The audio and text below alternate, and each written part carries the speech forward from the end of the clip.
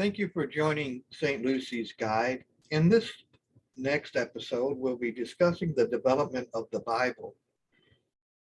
Too often we take for granted that the Bible was always there. We look at it as a document that is simply complete when the history of the development of the Bible itself is just as important.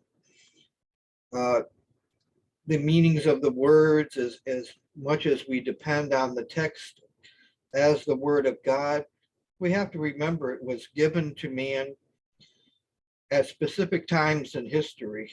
Moses gave us the Torah, uh, as we refer to it, the Pentateuch, the first few books of the Bible. These books are the laws. We, in modern terms, too often refer to the Old Testament and the Torah as one and the same, but the reality is a bit different. But after the time of Moses, more is revealed and written down. This becomes the Tanakh. Three parts of the Tanakh are: one, the Torah, the law; two, the Nevi'im, the pronouncement of the prophets; and the Ketuvim, the writings. The books of each of these different sections breaks down to one of the Torah, literally the beginning, Exodus, Leviticus, Numbers, and Deuteronomy. The Nevi'im, of the prophets, cover the time from the entrance of the Israelites into the land of Israel, into the Babylonian captivity, and then into Judah. We have the former prophets, such as Joshua, Judges, Samuel; the latter prophets, as Isaiah, Jeremiah, Ezekiel; the 12 minor prophets, Hosea, Joel, Amos, Jonah, Micah, Nathan, and others within this.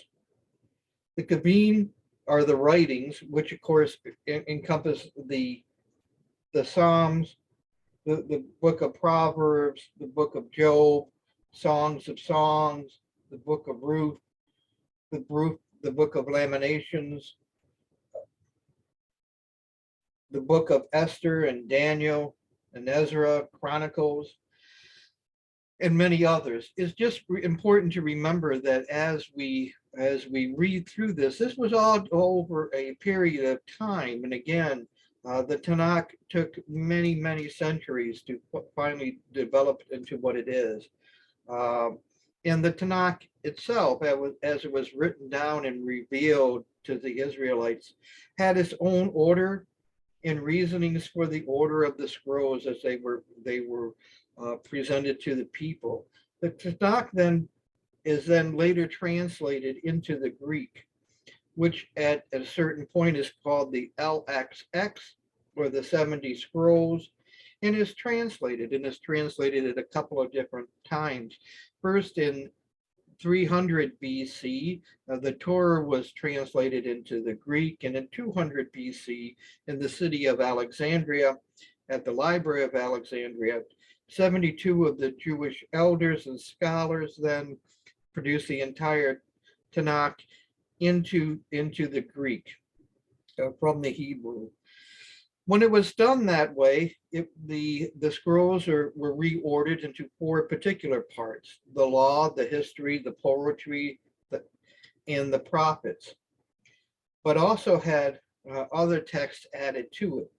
Among them are the first two books of the Maccabees, Tobit, and Judith, as a way of allowing those who wanted to know the Jewish teaching.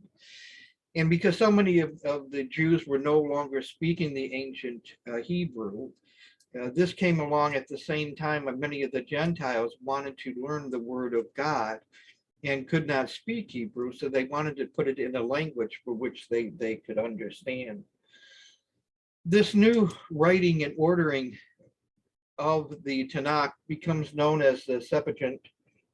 The scrolls are then recorded in a way that these people could fully understand.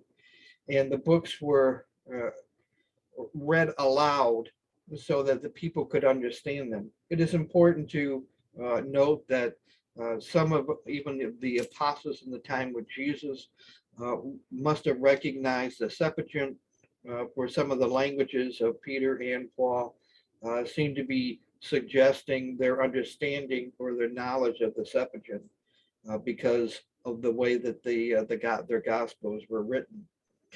And there are other differences in other changes that come through. Later in 400 AD, Saint Jerome then translates the Septuagint into the Latin, which becomes the Vulgate Bible. And that is translated into different languages. And later in the 1300s, the Bible is given chapters as well as the verses so that we can quickly reference that information. When it was originally not there. We also find the order of the modern Bible is based a lot upon the Septuagint, but interesting enough is that the verses themselves and the wording that was used really goes back to the original text of the Tanakh. But the words become particularly important, and we find this to be true, for example, when we examine the Leningrad Codex as one of the oldest surviving copies of the Tanakh. Is this significant and helps us with our understanding? Yes, it does. Remember that in Luke chapter 24, verse 44, Jesus does name these three parts of the Tanakh when he proclaims that he is fulfilling the laws, the prophets, and the Psalms. So it's important to remember that the Bible is a living document, not only in terms of its application for us, but was given to man over a period of time, and that over that particular time, we became more aware of the meanings of the words, our understanding and both of logic, of knowledge, of wisdom, of the world around us became much more significant. I hope this basic understanding will help us explore the Bible in more depth as we begin to examine it from the beginning to the end, from the original perspectives and from a historical perspective and sociological perspective, so that we can, as individuals, get a better understanding of how it relates to us, and in particular, those of us with disabilities. Thank you.